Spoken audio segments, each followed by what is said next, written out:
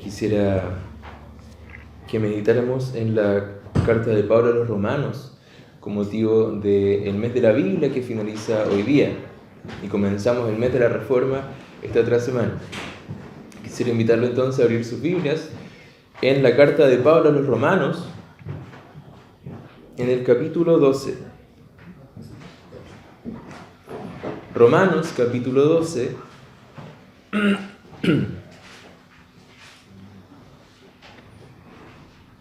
Versículo 1 y 2.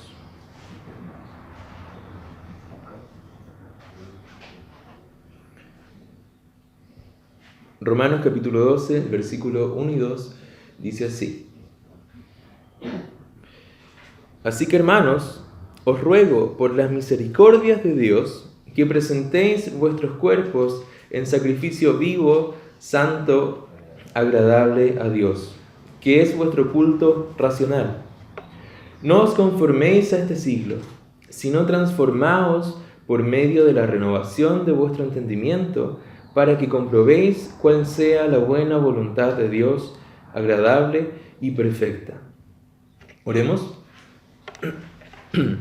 Padre amado, vamos delante de tu presencia, mi Señor, para darte muchas gracias por permitirnos reunirnos, por permitir reunirnos acá, Señor, en tu casa, porque podemos escuchar tu palabra, podemos adorarte, Señor. Te rogamos que tú prepares nuestros corazones, que abras nuestro entendimiento, Señor, para guardar tu palabra, que ella nos mueva, Señor, a vivir para ti, a entregarnos a ti una vida más santa, crecer en santidad, Señor. Te rogamos que tú nos ayudes a alimentarnos, Señor, a recibir los nutrientes de tu palabra, que tú prepares la tierra en nuestro corazón, Señor, para que esta semilla florezca, Señor, y dé fruto. Te ruego, Señor, que me ayudes, que me des tranquilidad, que me des calma y que me ayudes a expresarme para también poder ser claro y que mis hermanos puedan entender. Te damos muchas gracias, Señor, y todo lo que hagamos acá es para tu honra y para tu gloria. En el nombre de Jesús oramos. Amén.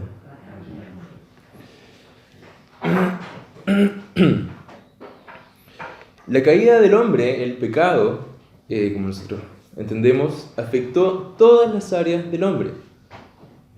Habíamos hablado tanto en los estudios que se hablaba de la mayordomía, ¿cierto?, de nuestra mente, de nuestra sexualidad. Entonces el pecado, como nosotros lo conocemos desde la caída, afectó todas las áreas del hombre, incluida y particularmente lo que nosotros entendemos por mente, nuestro intelecto y nuestra percepción de la realidad, de nuestra existencia y nuestra percepción de Dios.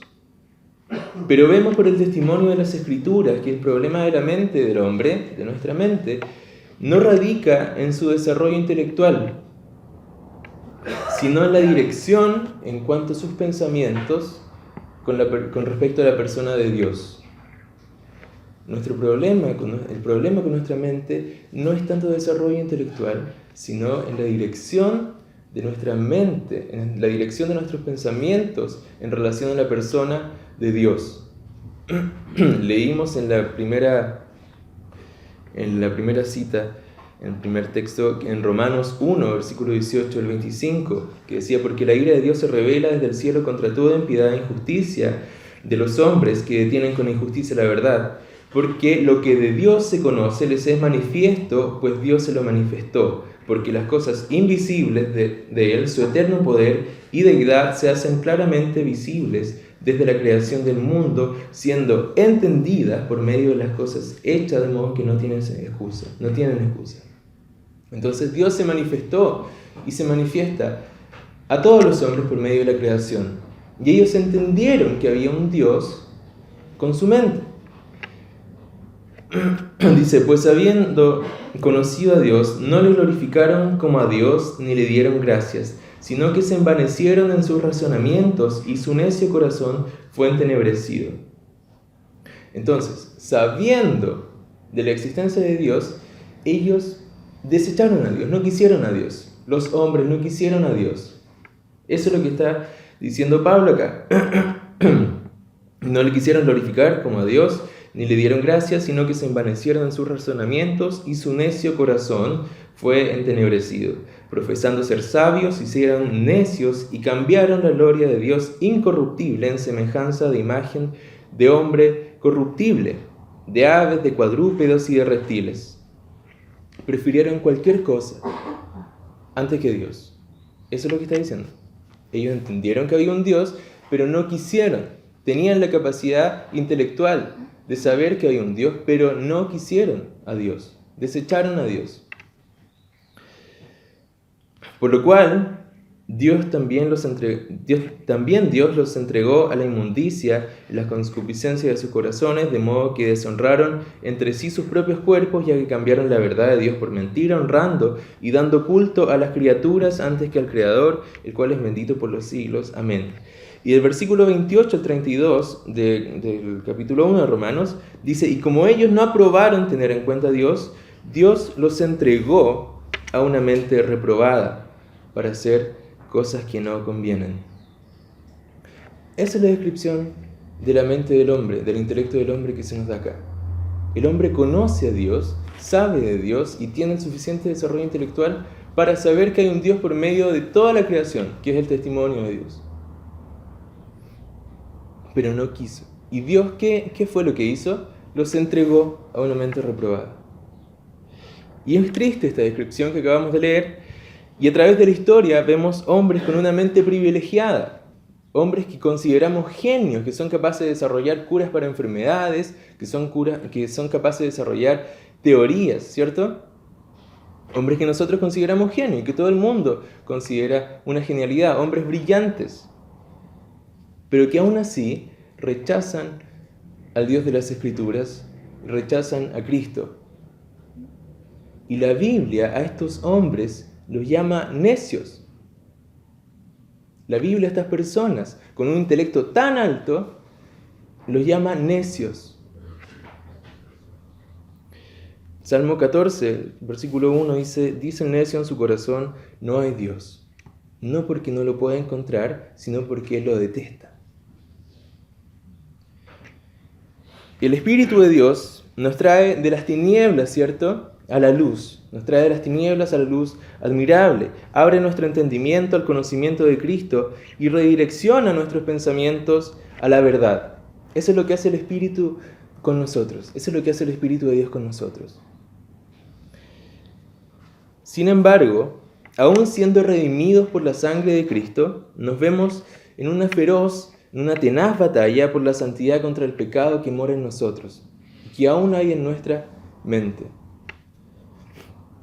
Cargamos con un conjunto de pensamientos, de actitudes y tendencias heredadas de nuestra cultura y nuestra carne.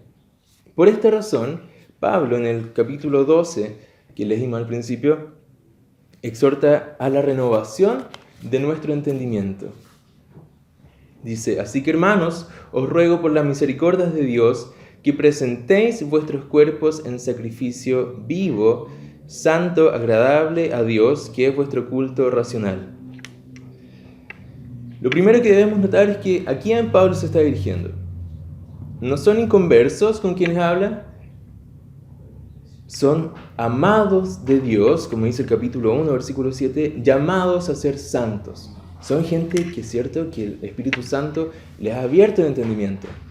A ellos se está dirigiendo, aquellos a quienes el Espíritu ha dado a conocer a Cristo.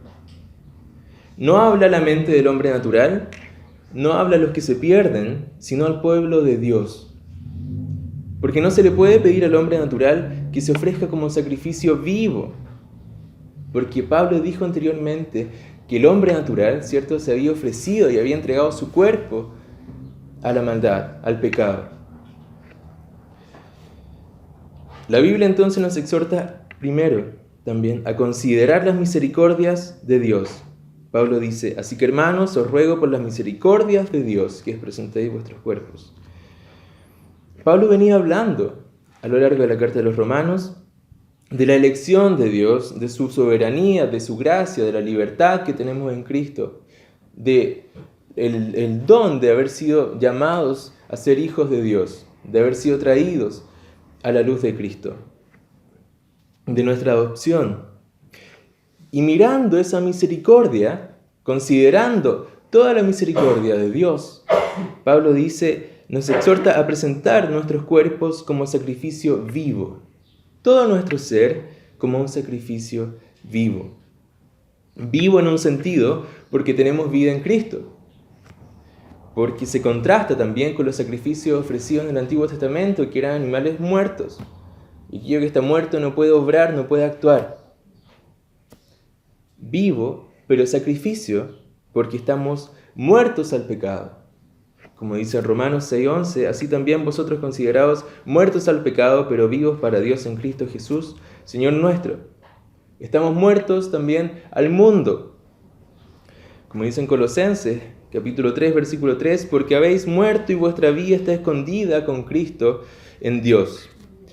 Entonces Pablo nos dice, olvídense de su placer, olvídense de su vida en el mundo, de su lugar en el mundo. Ustedes ofrézcanse como sacrificio vivo, santo, apartado, ¿cierto? No un pedacito de ustedes que se ofrezca, sino completo, apartado y agradable a Dios. En Romanos 6, versículo 13 nos dice, ni tampoco presentéis vuestros miembros al pecado como instrumentos de iniquidad, sino presentaos vosotros mismos a Dios como vivos de entre los muertos, y vuestros miembros a Dios como instrumentos de justicia. Entonces Pablo dice, así que hermanos, ruego por las misericordias de Dios, que presentéis vuestros cuerpos como sacrificio vivo, santo, agradable a Dios, y añade que es vuestro culto racional.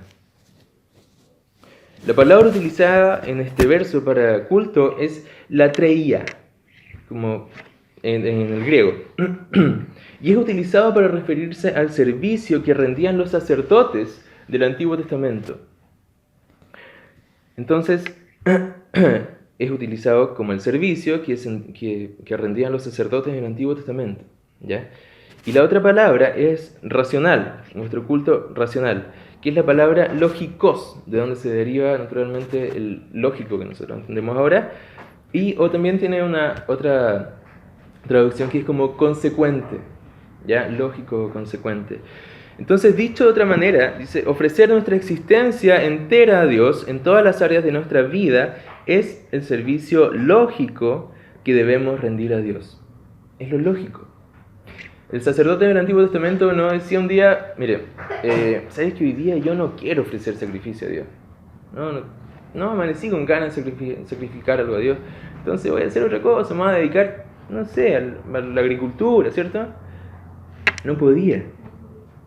Porque lo lógico, lo consecuente, su labor era ofrecer sacrificio a Dios. Y nosotros somos llamados sacerdotes. En 1 de Pedro, en el capítulo 2, versículos 4 y 5, somos sacerdocio santo. Y lo lógico es que ofrezcamos sacrificio a Dios. Y nos ofrezcamos nosotros mismos como sacrificio a Dios. No es opcional, no es para algunos hermanos, no es para los pastores, no es para los presbíteros. Es para todos, es para cada uno de nosotros. Es un deber de cada uno de nosotros presentarnos como sacrificio vivo delante de Dios, santo y agradable. El Catecismo de Westminster comienza con la pregunta, ¿cuál es el fin principal del hombre? ¿Cuál es el propósito principal del hombre? Y la respuesta es, ¿cierto? Glorificar a Dios y gozar de Él para siempre. Ese es el fin de nuestra existencia. No hay otra razón por la que nosotros estemos acá. No hay otra razón para la creación entera que el de glorificar a Dios. En Romanos 11, también 36, versículo 36 nos dice, porque de Él y por Él y para Él son todas las cosas. Y agrega, a Él sea la gloria por los siglos. Amén. No hay otra razón de nuestra existencia que no sea dar la gloria a Dios. Cada día es nuestro deber. Para eso respiramos, para eso Dios nos da la vida, para darle gloria a Él. Pero para hacer esto, para glorificar a Dios, Pablo nos dice, no os conforméis a este siglo, en el capítulo siguiente. No es una idea distinta. Pablo dice, no os conforméis a este siglo. Otra traducción nos dice, no os adaptéis como algo que se amolda a una figura, algo que toma la figura de algo. Pablo nos dice, no os adaptéis a este siglo, sino por el contrario, de hecho, nuestra lucha es con este siglo. En Efesios 6:12 dice, porque no tenemos lucha contra sangre y carne, sino contra principados, contra potestades, contra los gobernadores de las tinieblas de este siglo, contra las huestes espirituales de maldad en las regiones celestes. Nuestra lucha es con este siglo. Entonces, no nos podemos conformar, no podemos tomar la forma de este siglo. Y con siglo se refiere a mundo. Se refiere a la edad en la que vivimos. Al mundo desde la caída de Adán, cuando el hombre quiso no vivir con Dios. El hombre eligió no vivir con Dios. Yo quiero ser independiente, dijo. Desde ese momento, a eso se refiere con mundo. Se refiere al pensamiento del necio que no reconoce a Dios, al mundo que aborrece a Dios y que prefiere tener una fuerza, que prefiere tener un universo al cual agradecerle antes que a un Dios santo que juzgue su conducta, que juzgue sus obras. ¿Cuántas veces hemos visto, ay, gracias universo, ¿cierto? Porque el universo no va a juzgar sus obras. El problema del mundo es con el Dios moral de la Biblia, el Dios santo. El mundo no tiene un problema con un Dios inerte que no haga nada, que simplemente mantenga el mundo funcionando. Es con el Dios que entra en su creación, contra el Dios que ve su pecado y envía a su Hijo y le exige que se arrepienta al hombre. Con ese Dios el mundo tiene un problema. Cuando Pablo habla de siglo, se refiere al que ridiculiza a Dios, al siglo que guarda su ley entre los libros de fantasía. Esto es ciencia, esto es lo que escribimos nosotros, ¿cierto?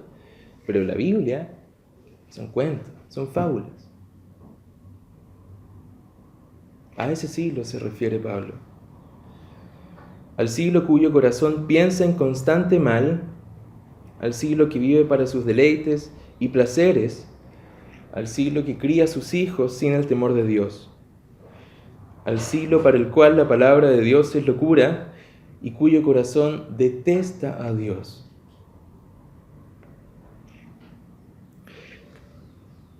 Y en Efesios, para nuestra sorpresa, en Efesios capítulo 2 encontramos que este era el siglo en el cual nosotros vivíamos. De ahí nosotros venimos. Aunque usted se haya criado en la iglesia, aunque haya nacido dentro de la iglesia. De ahí venimos todos, de este siglo. Y encontramos que este era el siglo en el cual nosotros vivíamos en otro tiempo, dice Efesios capítulo 2, y seguíamos su corriente, y vivíamos en los deleites de nuestra carne, en los placeres de nuestra carne, cuando éramos por naturaleza hijos de ira, cuando lo que nos correspondía a nuestra heredad era ira.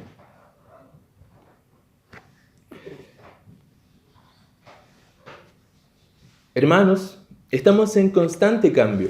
Nosotros que aún hemos sido traídos de las tinieblas a la luz, que hemos sido arrastrados por el Espíritu Santo a la verdad de Cristo, a este Evangelio, aún estamos en constante cambio. Nuestro cuerpo, ¿cierto?, envejece día a día. Y con nuestra mente no es distinto, es inevitable. Pero nuestra responsabilidad es el cómo es que va a cambiar mi mente. Nuestros cuerpos cambian, pero nuestra mente también cambia, nuestras opiniones, nuestras ideas, nuestros afectos. Eso es nuestra responsabilidad, la dirección en la que cambia. Pablo nos advierte, no os conforméis a este siglo, no se adapten a este mundo, no tomen la forma de este mundo. No importa que todo el mundo vaya en una dirección, porque sabemos que el impío Es como la paja, como el tamo que arrebata el viento y se va con el viento. No debemos conformarnos a este siglo. No debemos conformarnos ni deleitarnos, ni tener el pensamiento del mundo que odia a Dios, que detesta a Dios, al Dios de las Escrituras. No os conforméis a la filosofía, ideas, creencias de este mundo, sino por el contrario, transformaos por medio de la renovación de vuestro entendimiento. Lo opuesto a conformarnos a este siglo es transformarnos. Se hablaba de que el cristianismo, el evangelio, es contracultura. Y eso es transformarse. El mundo va en cierta dirección. Y da lo mismo lo que piense este y este otro. Si odian a Dios, van a la misma dirección. Tienen el mismo pensamiento en el fin. Nosotros debemos ser transformados de allí. No hay una tercera opción. O bien el hombre sigue su curso formándose conforme al mundo y a la carne de la cual nació, o por el contrario, se transforma. No hay una tercera opción. O nos transformamos o somos como el mundo. Y la forma de transformarnos no es cambiando nuestra apariencia, no es cambiar nuestros hábitos, sino es cambiar nuestros pensamientos. Todo lo que nosotros hacemos, todo lo que nosotros decimos, las palabras que nosotros hablamos, vienen de nuestro pensamiento.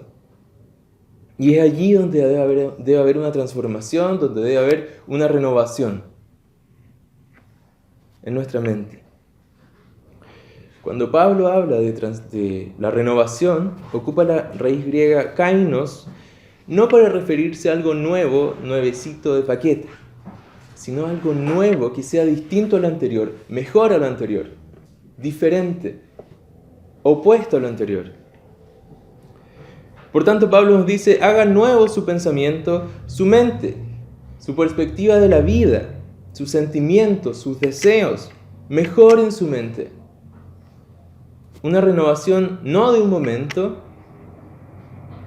sino continua. En Colosenses capítulo 3, versículo 10 nos dice, y revestidos del nuevo, refiriéndose al hombre, el cual conforme a la imagen del que lo creó, se va renovando hasta el conocimiento pleno.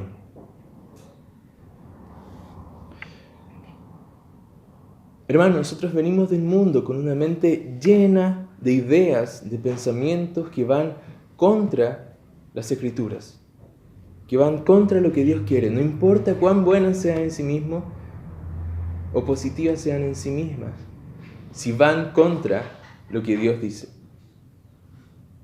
No importa si al mundo le parecen excelentes esos pensamientos, esas ideas. Si van en contra de las Escrituras, si van en contra del pensamiento de Dios, deben ser desechadas.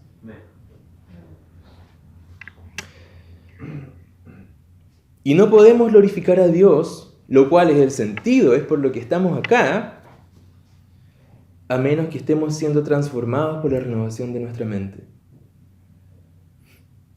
Y esto no lo logramos sacando deducciones de lo que agrada a Dios. No podemos deducir qué es lo que le agrada a Dios. No, yo creo que a Dios le gusta esto. Yo creo que Dios no se enoja. No estamos llamados a sacar deducciones. Tampoco estamos llamados a escuchar al mundo. ¿Qué es lo que debería ser un cristiano? Ah, ¿no eres cristiano tú? ¿Por qué opinas esto? Si tú eres cristiano. El cristianismo es amor, amor, amor, amor. ¿Cierto? No deberíamos escuchar tampoco al mundo, qué es lo que debería ser un cristiano. Cuando el mundo dice qué es lo que debería pensar un cristiano, cómo debería actuar un cristiano, ¿por qué vamos a escuchar a alguien que odia a Dios? Que no considera a Dios.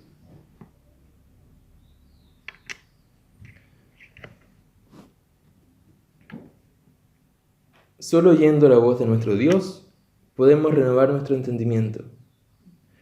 Debemos entonces saturarnos, alimentándonos día a día de la palabra de Dios a fin de ver las cosas como Dios las ve, pensar como Él piensa y tener la mente de Dios. Suena grande, ¿cierto? Tener la mente de Dios. Uno dice, ¿cómo? Pero a eso se nos llama. Y acá tenemos la revelación de Dios para poder transformar nuestra mente, para renovar nuestro entendimiento. No en nuestras ideas, no en lo que nosotros creemos que es correcto, no en lo que nosotros creemos que Dios piensa. No, yo creo que a Dios le parece bien. Verifiquemos acá. 1 Corintios 2:16 nos dice, porque ¿quién conoció la mente del Señor? ¿Quién le instruirá? Mas nosotros tenemos la mente de Cristo. Nuestra mente está todo el día expuesta a información. Todo el día recibiendo. Y nuestra mente trabaja con lo que tiene, con lo que hay aquí adentro. Y solo hay dos tipos de alimento. El del mundo y el alimento de Dios. No hay un mix, no. O es pensamiento del mundo o es pensamiento de Dios. Si nos alimentamos toda la semana del mundo y una vez o 3 veces o 2 veces de la palabra de Dios, no esperemos crecer espiritualmente. No podemos crecer en fe y vamos a estar desnutridos espiritualmente. Nuestra mente puede estar llena, puede estar rebalsando, y puede que nos pregunten de cualquier cosa, de política, de economía, de ciencia, cualquier cosa, y nosotros bla, bla, bla, bla, bla. Podemos tener nuestra mente llena de cosas, pero llena de basura. Y entonces cuando vienen situaciones a nuestra vida, cuando debemos tomar decisiones, cuando nos enfrentamos a nuestro pecado y queremos poder espiritual, queremos una fe como la de Abraham. Queremos trasladar, ¿cierto?, una montaña al centro del mar con nuestra fe. Pero nos alimentamos para que nuestra fe crezca. ¿Por qué viene la fe? Por el oír la palabra de Dios.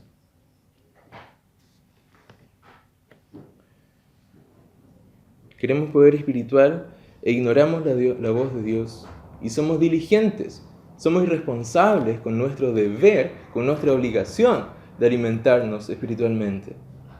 Yo no creo que aquí haya alguien que pase más de un día sin comer, porque las tripas le avisan, ¿cierto? Pero ¿qué pasa con nuestro espíritu? ¿Qué pasa con nuestra mente? Estamos llenando con ideas basura, ideas chatarra, ideas del mundo. Debemos permitir que la palabra de Dios permee toda nuestra vida. Cada aspecto de ella debe ser renovada. Y podemos decir amén y tener una resolución muy firme en este momento. Pero buscamos el consejo de Dios para renovar nuestra mente, para cambiar nuestra mente. Tenemos un montón de dichos, formas de actuar, ideas, tendencias, heredadas de la tradición y de nuestros padres carnales. ¿Pero son bíblicas? Podemos decir, es que así soy yo, así es mi familia, así me criaron. Todos somos así en mi familia. Es una cuestión genética. Pero nosotros no estamos llamados a ser como nuestros padres. No estamos llamados a ser como ellos. Ni como el mejor de nuestra familia. No estamos llamados a ser como ellos. Estamos llamados a ser como Cristo.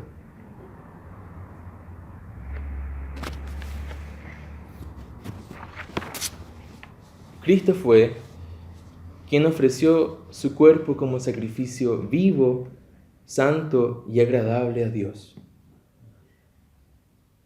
Porque Él amó la voluntad del Padre.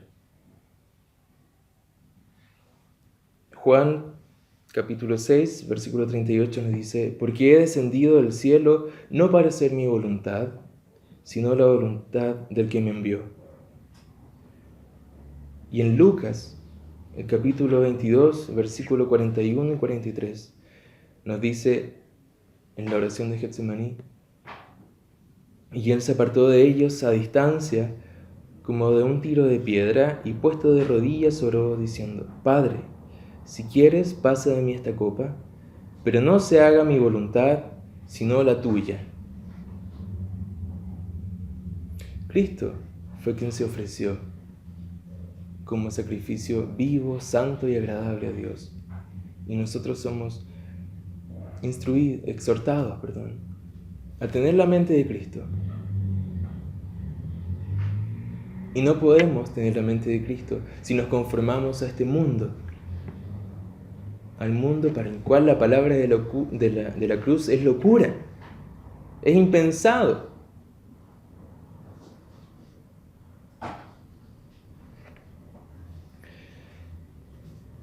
Pablo añade: para que comprobéis cuál sea la buena voluntad de Dios, agradable y perfecta. Solo cuando nuestra mente esté siendo renovada por la palabra de Dios, podemos comprobar la voluntad de Dios. Y mientras más nos sumerjamos en las Escrituras para tener la mente de Dios, más encontraremos lo agradable y perfecto de su voluntad. Mientras más nosotros nos alimentemos de esto, nuestra mente va a ir siendo cambiada de tal forma que nosotros vamos a amar la voluntad de Dios.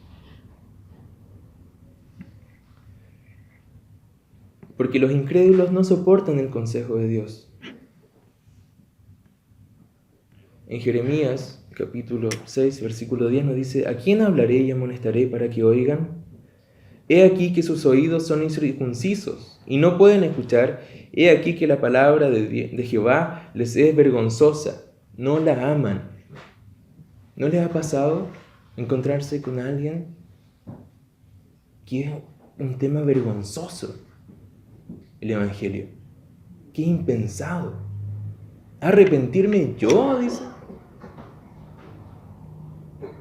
Pero si yo soy una buena persona, ¿de qué me voy a arrepentir? Oye, pero si la Biblia está escrita por hombres, ¿por qué vamos a hacer caso a esto? Esa es la mente de este siglo. Y hay dos opciones: o nos conformamos a esa mente, o nos transformamos mediante la renovación de nuestro entendimiento. 1 Corintios 2:14 nos dice: pero el hombre natural no percibe las cosas que son del Espíritu de Dios, porque para él son locura, y no las puede entender porque se han de discernir espiritualmente. Pero el siervo de Dios exclama: cuán dulce son a mi paladar tus palabras, más que la miel a mi boca. ¿Son para usted dulces las palabras de Dios?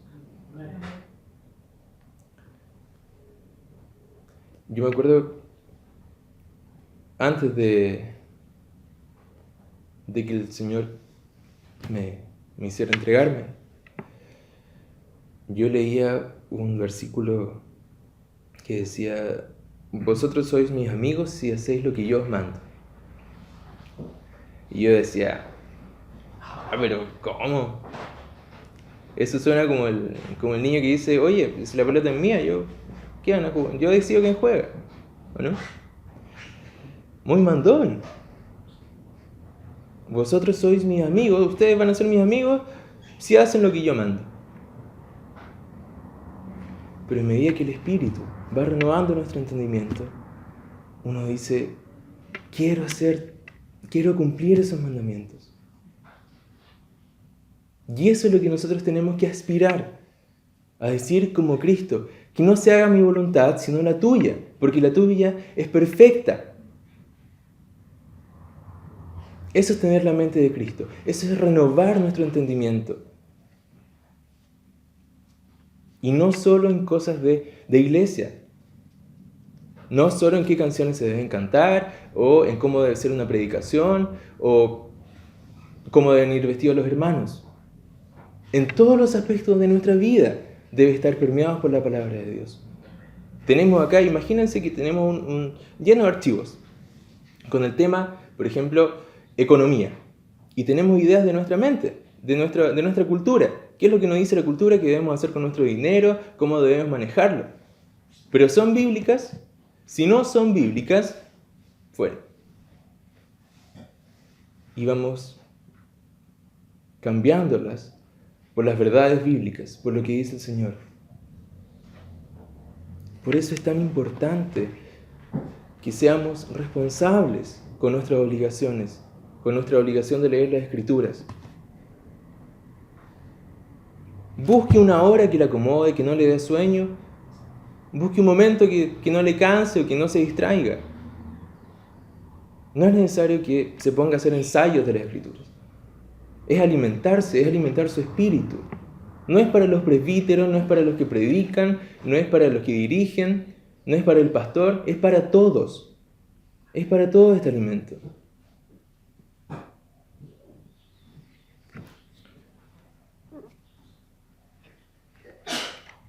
Así que hermanos, está hablando a la iglesia, a nosotros, os ruego por las misericordias de Dios, consideren las misericordias de Dios, consideremos la bondad de Dios para con nosotros. Él ha perdonado nuestros pecados, Él nos ha regenerado, Él nos ha perdonado, Él nos ofrece una heredad de la tierra nueva. Él nos ofrece su presencia, Él nos ofrece paz, nos ofrece consuelo. Él nos adoptó, siendo que nosotros huíamos de Él como un ladrón que huye de un policía. Y Él nos trajo. Cristo nos reconcilió con el Padre. Todas las misericordias descritas a lo largo de la Escritura. Consideremos esas misericordias y veamos hacia dónde estamos caminando, cómo se está conformando nuestra mente. No os conforméis a este siglo, no se conformen a este mundo, no se amolden a este mundo, no sigan las estructuras que este mundo ha creado. No importa que traigan un montón de ideas, de dichos, de formas de ser de sus padres, que sean igualitos, calcados a su padre. Nadie los manda a ser así.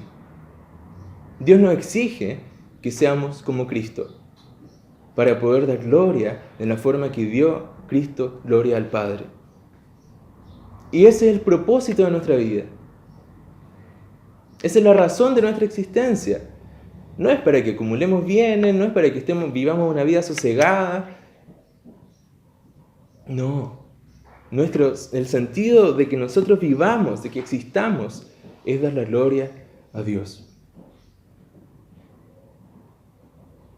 Tal como el trabajo del sacerdote era ofrecer sacrificios, nosotros que somos llamados sacerdocio santo, debemos ofrecernos nosotros mismos como sacrificio a Dios.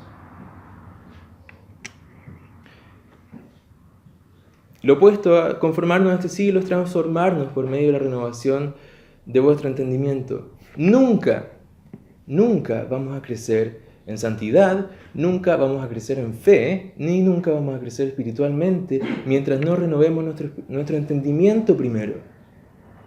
Es de aquí, de nuestra mente, donde salen todas nuestro pecado, donde salen todas nuestras actitudes, donde salen nuestras palabras.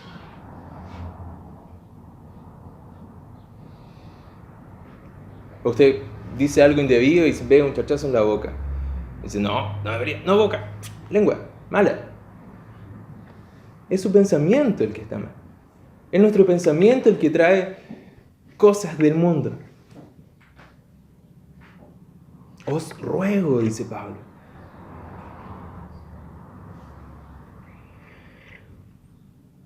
Y el resultado de esto es que comprobemos cuál sea la buena voluntad de Dios, agradable y perfecta. No vamos a encontrar agradable, ni buena, ni perfecta la voluntad de Dios mientras no renovemos nuestra mente.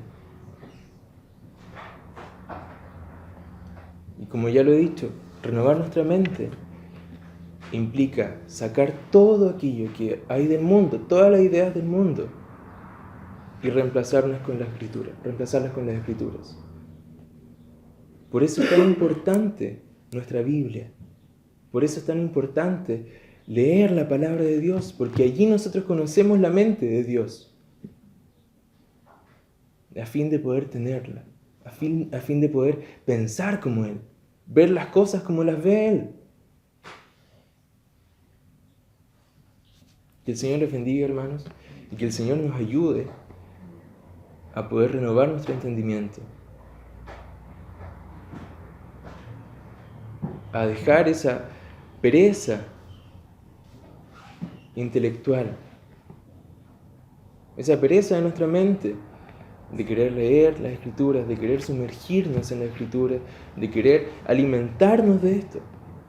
Por mucha hambre, por mucha flojera que uno tenga, si uno tiene hambre, a las 3 de la mañana se levanta y se hace un sándwich, o se come algo, se come una fruta.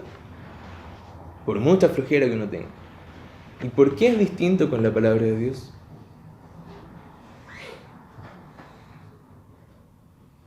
¿No es que acaso no sentimos hambre? Nuestro espíritu no siente hambre y se conforma con 3 comidas a la semana, o con 2 comidas a la semana, o con 1 comida a la semana, y preparada.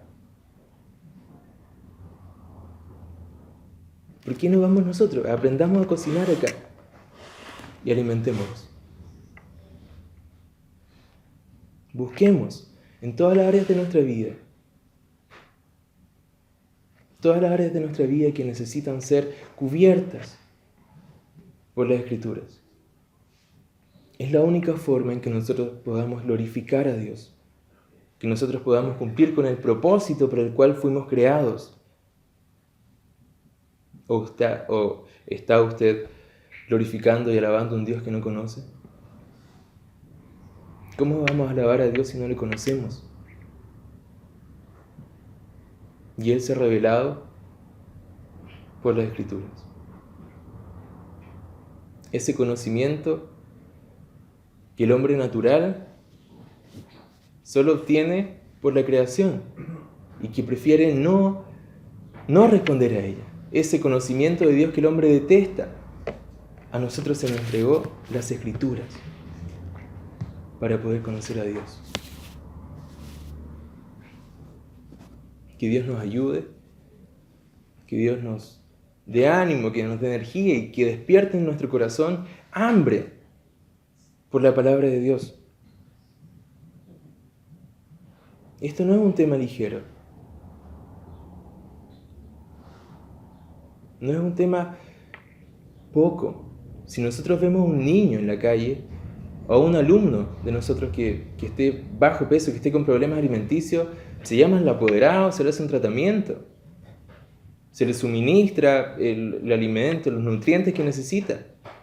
Y algunos de nosotros estamos así, estamos desnutridos espiritualmente, teniendo comida en casa. Que el Señor nos bendiga, que nos dé hambre. Y si usted no entiende la Escritura, pídale al Señor. Señor, quiero entender este texto, y léalo hasta que lo entienda. El Señor no lo va a dejar pasar hambre.